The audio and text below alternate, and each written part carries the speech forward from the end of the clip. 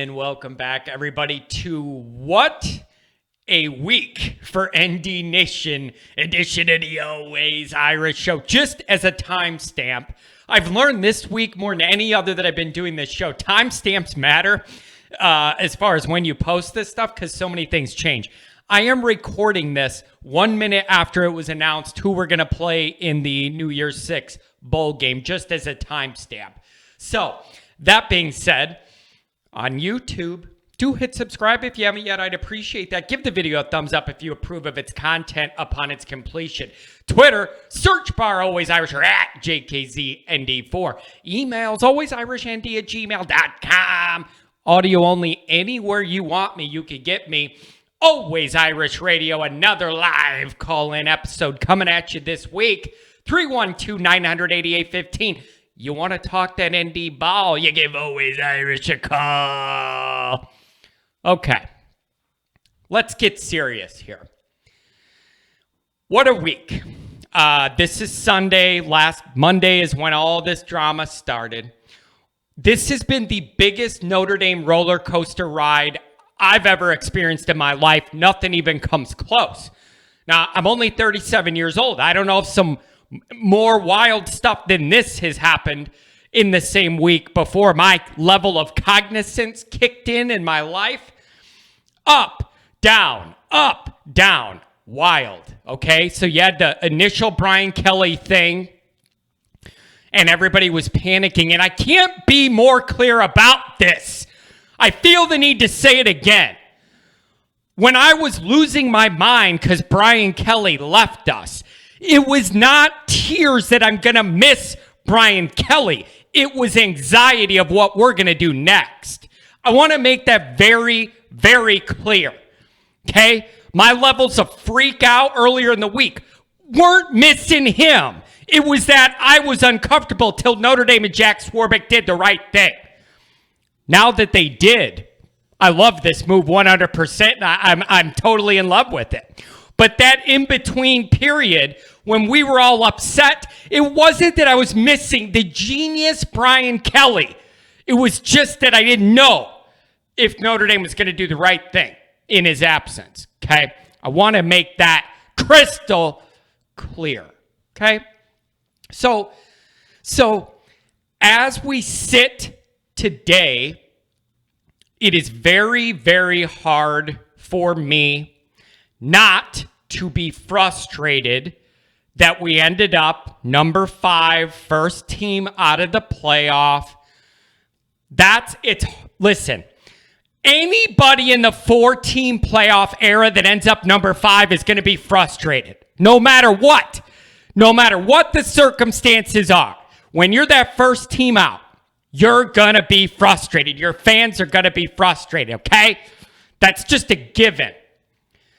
But the fact that we had all the other momentum with Freeman and everybody saying, wouldn't that be something if Notre Dame got in? All the players are fired up. What a weird story. Their coach that got him there isn't there. The new guy everybody loves is here, and they're in the playoff, and Kelly's in LSU eating gumbo somewhere. So you had all that momentum building to yesterday, championship Saturday. We get the break we needed. The first domino fell, first game in the morning, the 11 o'clock window. And then you're saying, just give me one more. I don't care who it is, how it is. Give me one more. And it would be the cherry on top, the icing on the cake of what's already been a fantastic week for Notre Dame. Probably the best week in my life that I can remember. I was 4 and 88, don't remember it. That I can remember. This was by far the best week in Notre Dame for me.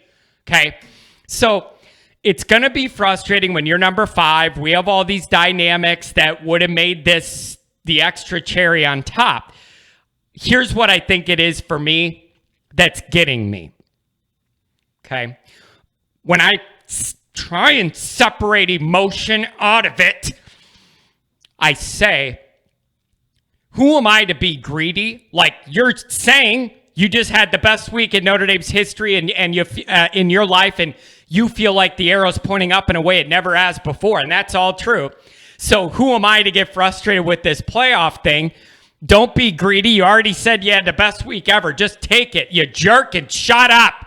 Who am I to ask for more in a playoff berth? Here's the thing. The fact that it was Michigan that put the final nail in our dreams, that's where I'm struggling. That's where I'm struggling. Like, yeah, if Georgia wasn't Saban's bitch, that would have been nice, but that looks like it's never going to end. What Oklahoma State and Baylor, sorry, not interested. Now we're playing one of them. We're going to get Oklahoma State. Neither of those teams does a damn thing for me. But the fact that it was Michigan that we were leaning on, and then they played a high school team that doesn't know what offensive football looks like in the championship game that's supposed to be an evenly well-matched game between the leaders of these two powerful divisions. Give me a break. Give me a break. Iowa does not know how to play offense. And that is offensive to me in a championship game that everybody tells me such a big deal, that has so much weight, that I'm supposed to care about so much. How do you end up with a team that can't play functional offense in your title game then? If your conference is so great and I'm supposed to respect the hell out of the Big Ten. Give me a team that can play junior high offense in the title game. So the fact that it was them that put the final nail in, I'm having a hard time wrapping my mind around, okay? So now, after being held hostage by ESPN for a 4-hour stupid show just to tell me who we play and what the seeding is, now that I've been held hostage, and by the way, I put this on Twitter, that whole reveal show, I knew what it was going to be. Absolute garbage, verbal diarrhea from everybody involved. All the BSPN normal heads. The Bear, who for some reason annoys me. That guy drives me nuts. Okay. All that. Gary Farda, the snaggletooth genius of the committee. I'm not here for any of it. So I watched it on mute just to see what it was going to be. Here I am 90 hours later, and I found out who Notre Dame's playing. Okay? So here's what you end up with. Bama, Cincinnati, Michigan, Georgia. Okay? Obviously, this is obvious. They're not going to rematch Alabama, Georgia round 1. So this is all pretty obvious to me that that's what it was going to be. So here's kind of where I'm going with this. Like, if we were going to be left out and the way this all shapes out, I guess I'm glad that if we weren't going to get in and Michigan was going to be in, that they have to go through 2 SEC teams rather than an Oklahoma State team, okay, in the playoffs. So if we're at this point, and everybody knows how I feel about Michigan, I'm at least glad now they have to beat both those SEC teams to win a championship, at least. Okay? So, sorry, Michigan's playing really good football. They're playing good football. I put out a video last week praising them for how they beat the shit out of Ohio State. They're playing really good football. What annoys me is always being told that I have to respect the Big Ten, and the Big Ten's this tough, good conference. Explain to me then how you end up with the team in the championship game that cannot play functional offense at all. Explain that to me then. I have a hard time handling that when you're always crammed down your throat that you got to respect the Big Ten for some reason. In my opinion, Michigan played one decent team all year, and it was Ohio State. Oh, what about Michigan State? No, not impressed. Not what I'm talking about. They played one decent team with real talent all year. Their whole schedule all year, one. And it was Ohio State. Congratulations. Okay? Fine. Beat the hell out of Iowa. I would rather watch corn grow out of the ground in Iowa than watch Iowa play offensive football. It's astounding to me. That's the best you could put up in your title game. Then you want to tell me it's a big deal. And these games matter so much. And they're between great matched up good teams. Kiss my ass. Okay? So, I'm trying not to be salty about this number 5. Okay, we've had a really good week, even though I don't look like it right now. It's Michigan getting to me. I'm not trying to be ungrateful or unappreciative of the great week we had and how happy I am big picture. This is a Michigan thing right now, okay? So, I say all the time on my program, I say all the time on my program, one loss Notre Dame's probably going to be out of a 14 playoff 9 times out of 10. I say that every year, all the time, in all my shows. I always say, one loss Notre Dame out. Got to go undefeated. One loss Notre Dame out. Here we are. One loss Notre Dame's out. And I'm still mad about it. Just because I was expecting it and I knew it was going to happen doesn't mean I have to like it. Okay? So, but that's the deal. That's the deal. So, Georgia's still Saban's bitch. Thanks for nothing. Okay, George, I thought this was going to be the year. Haven't won anything since 1980. This is the year. 85 Bears defense. Give me a break. They are Saban's bitch. It's never going to change. Thanks for nothing. Hopefully you can at least beat Michigan. Okay? So here's what I'm doing. And I'm going to be very specific, and I'm going to explain exactly why. I am rooting in the playoff for Alabama to win a championship or for Cincinnati to win a championship. You want to know why? Oh, John, we all hate Alabama. What are you doing? I'm going to tell you exactly why. It makes perfect sense in this twisted Irish brain I got. Here's why. Here's how my sick football brain works. This is depraved. This is sick thinking. But I'm going to be honest with you guys. I would rather Alabama win another title than for Georgia to get their first one since 1980, and you have a whole new group of people that have championship pride to wear around, carry around, talk about, tweet about, everything else, and be happy, okay? I would rather the same people that are already happy every year at Alabama just keep being happy. Those people are already football happy. It's not going to hurt me any more than they already have. I would rather that group has more happiness on top of what they already have than allowing a brand new crop of Southern people that love football and think they're better than everybody else at it to have that joy. So I would rather just keep it happy with Bama and keep the Georgia people miserable where they belong. Okay, that would make me happy. Then I'm rooting for Cincinnati. That's a long shot, obviously. I think we all understand that. That's a long shot. But my first choice would be Cincinnati to win it all. Because if Cincinnati wins it all, here's what that means. That is a huge middle finger to everybody else. Independent Notre Dame and all the major conferences. If Cincinnati wins a title, it is a middle finger to all the Power 5 teams and Notre Dame. And it is proof that you can literally schedule one good team a year and win a championship. And that would be the biggest middle finger to the entire structure of all this. I think it would be humiliating. It would be amazing for Cincinnati, for Fickle, for all that. It'd be amazing. And they beat us. If they win a championship, fine. So that's my number one. It would send a clear message that you can schedule one team that anybody thinks is good all year and ride that to a championship. In the regular season, I mean scheduling one good team. They played Notre Dame and that's it. Okay? So that's my number one because it's a middle finger to everybody else who plays a schedule against decent opponents most weeks out of the year. So that's my number one, is that middle finger to everybody, including me and all the Power Fives. Then Bama, because if I got to have a group of people be football happy, I'd rather it be ones that already are than give a whole new group that kind of joy I don't have. Okay? So then I'd rather have Bama over Georgia and obviously Michigan. You know how I feel.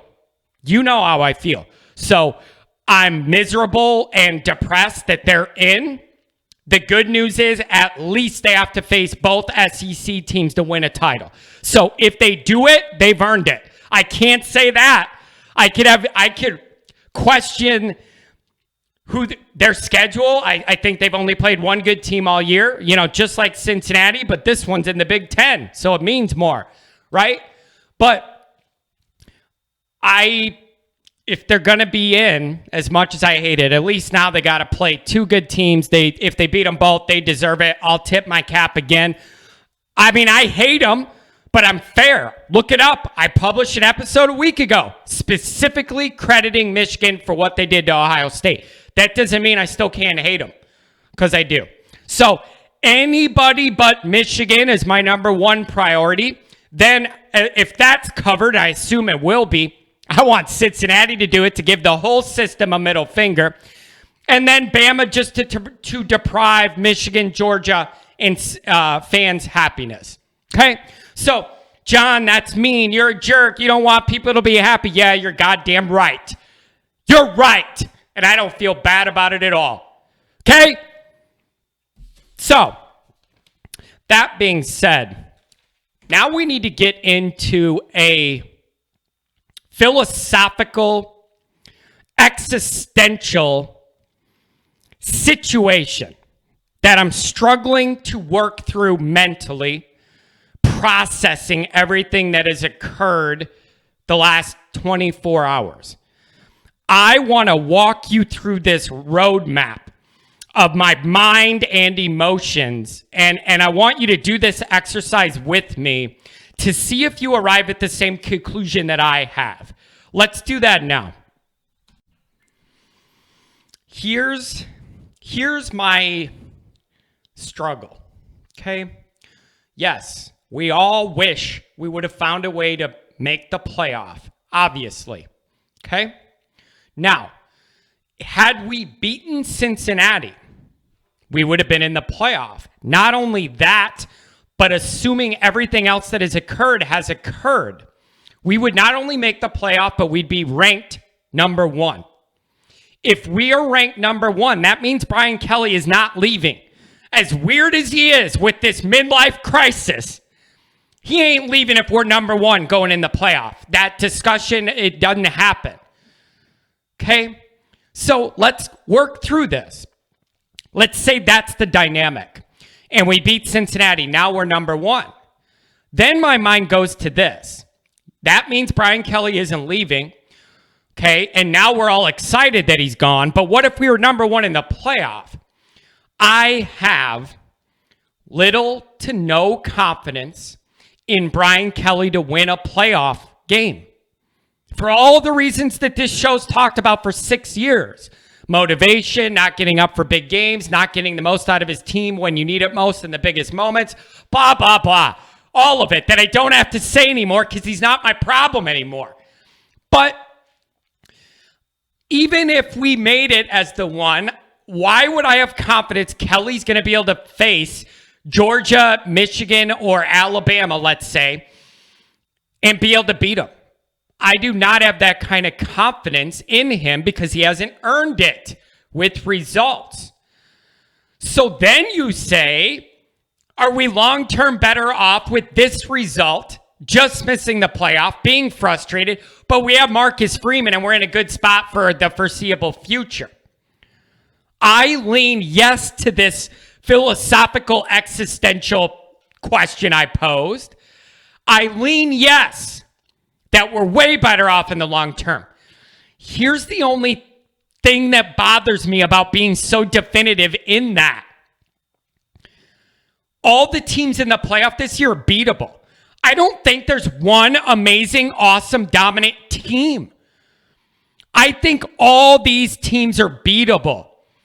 There is no team in the playoff anything like the three that Brian Kelly faced at Notre Dame, Alabama twice, and Clemson. No. Those were super teams with mega talent all over and great quarterbacks. Maybe not in 2012, but Alabama had enough around. They didn't need that. But the other two for sure.